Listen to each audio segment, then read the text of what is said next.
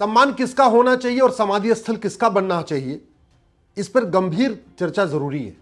क्या वो व्यक्ति सम्मान का अधिकारी है जिसने कहा था कि भारत के संसाधनों पे पहला हक एक समुदाय विशेष का है? क्या उस व्यक्ति को सम्मान मिलना चाहिए जिसने पहली बार एक समुदाय विशेष को फायदा पहुंचाने के लिए भारत में माइनॉरिटी अफेयर मिनिस्ट्री की शुरुआत किया? क्या उस व्यक्ति का सम्मान होना चाहिए जिसके 10 वर्ष के कार्यकाल में 10 लाख करोड़ का घोटाला हो गया, 1,86,000 करोड़ का कोयला घोटाला, 1,76,000 करोड़ का 2G घोटाला, 70,000 करोड़ का कॉमनवेल्थ घोटाला? अगर आप पूरा देखें 2004 से 2014 तो लगभग 10 लाख करोड़ का घोटाला होगा। क्या उस व्यक्ति का सम्मान होना चाहिए और उसका समाधि स्थल बनना चाहिए सरकारी पैसे से, जनता के पैसे से, जिसने संविधान की धज्जियां उड़ाते हुए 2004 में सत्ता मिलते ही, शपथ लेते ही एक नेशनल माइनॉरिटी एजुकेशन एक्ट बनाया और भारत में समुदाय विशेष को फायदा देने के लिए जो स्कूल थे, कॉलेज थे, engineering college, medical college, law college, उनको माइनॉरिटी स्टेटस देना शुरू कर दिया बिना माइनॉरिटी को डिफाइन किए हुए। कौन होगा माइनॉरिटी, 1% वाला, 0.5% वाला, वो डिफाइन नहीं किया। न भारत के संविधान में माइनॉरिटी डिफाइन है, न 2004 में कानून बनाते समय माइनॉरिटी को डिफाइन किया गया। इसके बावजूद सारी यूनिवर्सिटीज को, कॉलेजेस को, engineering college, medical college, law college को माइनॉरिटी का स्टेटस देना शुरू कर दिया। क्या उस व्यक्ति को सम्मान मिलना चाहिए जिसने 2012 में राइट टू एजुकेशन एक्ट को बदल के मदरसों को इस राइट टू एजुकेशन एक्ट के दायरे से बाहर निकाल दिया? जब राइट टू एजुकेशन एक्ट बना था तो मदरसे भी राइट टू एजुकेशन के दायरे में थे। 2012 में इस कानून में संशोधन किया गया, मदरसों को राइट टू एजुकेशन के दायरे से बाहर निकाला गया। नतीजा यह है, मदरसे में कौन पढ़ा रहा है, मदरसे में क्या पढ़ाया जा रहा है, मदरसे में कौन पढ़ रहा है, मदरसे में कौन सी किताब चल रही है, मदरसे की कहां से फंडिंग आ रही है, यह सरकारी अधिकारी जाके ऑडिट नहीं कर सकते। और किसके कहने पर किया गया था? जमीयत उलमा हिंद और पर्सनल लॉ बोर्ड के प्रधानमंत्री कौन? मनमोहन सिंह जी। क्या उनका सम्मान होना चाहिए? क्या उस व्यक्ति को सम्मान मिलना चाहिए जिसने पहली बार एक समुदाय विशेष को फायदा पहुंचाने के लिए भारत में माइनॉरिटी अफेयर मिनिस्ट्री की शुरुआत किया?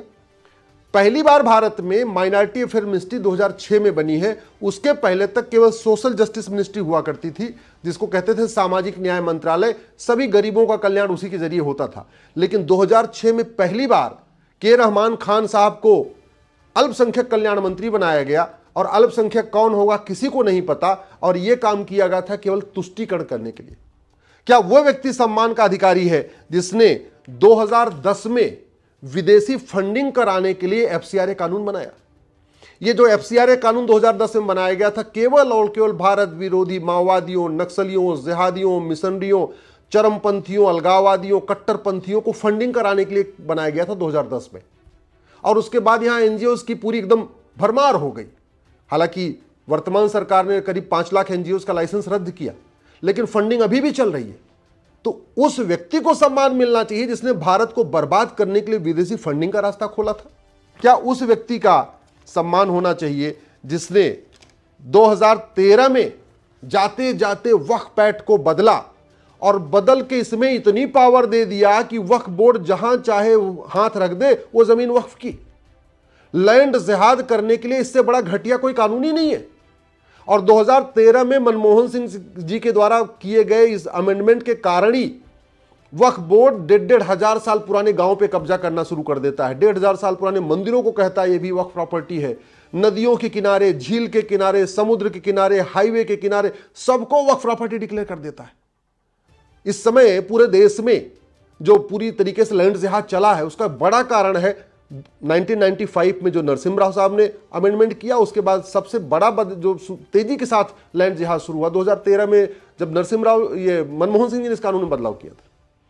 क्या उस व्यक्ति को सम्मान मिलना चाहिए जिसने 2013 में दिल्ली की प्राइम करोड़ों की लैंड को वक्फ प्रॉपर्टी को दे दिया, वक्फ बोर्ड को दे दिया? क्या उस व्यक्ति को सम्मान मिलना चाहिए जिसने 1984 में सिख दंगों में जो लोग मारे गए थे उनके परिवार को न्याय दिलाने के लिए कोई प्रयास नहीं किया? 10 साल प्रधानमंत्री थे, खुद भी सिख थे। पूरे देश में 1984 में सिखों का नरसंहार हुआ था, लेकिन केवल प्रधानमंत्री बने रहने के लिए कभी उन्होंने सिख नरसंहार में सजा दिलाने का कोई प्रयास नहीं किया। क्या उस व्यक्ति को सम्मान मिलना चाहिए जिसने यासीन मलिक का स्वागत किया, कश्मीर के अलगाववादियों का स्वागत किया? कभी इस बात की चिंता नहीं किया कि 1990 में जिन लोगों का नरसंहार हुआ उनको न्याय कब मिलेगा, उसकी चिंता नहीं किया, यासीन मलिक से हाथ मिलाते रहे। कभी भी मनमोहन सिंह जी ने 10 साल के प्रधानमंत्री रहते हुए धर्मांतरण रोकने के लिए कोई प्रयास नहीं किया। उल्टा उनके द्वारा जो ऐसी योजनाएं थी जिससे धर्मांतरण बढ़ रहा था। स्वाभाविक सी बात है, ये जो अल्पसंख्यक मंत्रालय बनाया गया इसका मूल उद्देश्य ही था धर्मांतरण को प्रमोट करना। अल्पसंख्यक मंत्रालय का बजट जितना ज्यादा होगा धर्मांतरण उतना ज्यादा होगा, क्योंकि मान लो कोई आदमी हिंदू है तो उसको 5 योजना मिल रही है, अगर वो कन्वर्ट होकर क्रिश्चियन बन जाएगा, मुस्लिम बन जाएगा तो उसको 50 योजना मिलती है। तो स्वाभाविक सी बात है, ये पूरा मंत्रालय बनाया गया था धर्मांतरण प्रमोट करने के लिए।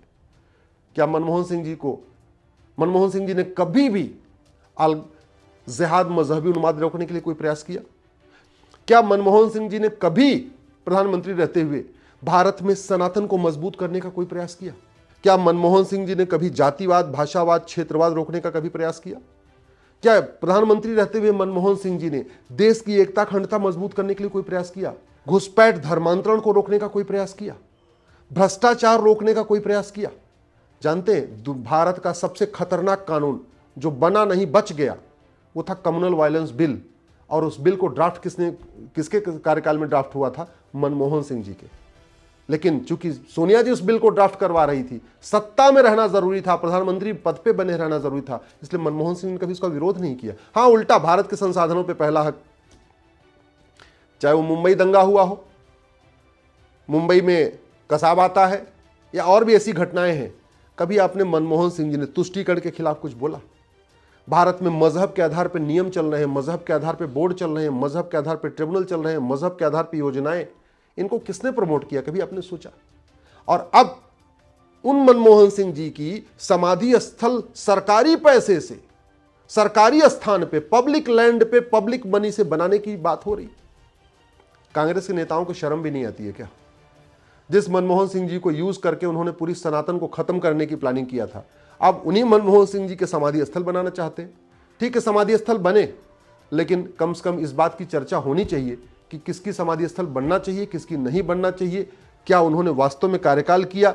सच्चाई तो यह है कि 10 साल में कम से कम 100 बार उन्होंने संविधान की धज्जियां उड़ाई थी। 10 साल में मनमोहन सिंह जी ने 100 बार संविधान विरोधी कानून किया था। कई कानूनों को तो मैंने खुद भी चैलेंज किया हुआ है, लेकिन इस बात पे अब निष्पक्ष चर्चा होनी चाहिए। प्रत्येक प्रधानमंत्री के कार्यकाल पे क्या हो रहा है, इस पे निष्पक्ष चर्चा जरूरी है। भाषण क्या दे रहा है व्यक्ति वो इंपॉर्टेंट नहीं है, काम क्या कर रहा है वो इंपॉर्टेंट है। इसलिए समय आ चुका है कि किसी भी प्रधानमंत्री को भारत रत्न दिया जाए, किसी व्यक्ति को भारत रत्न दिया जाए, या उसका सम्मान किया जाए, या उसका समाधि स्थल बनाया जाए, तो उसके कार्य का लेखा जोखा होना चाहिए और निष्पक्ष उसकी समीक्षा होनी चाहिए।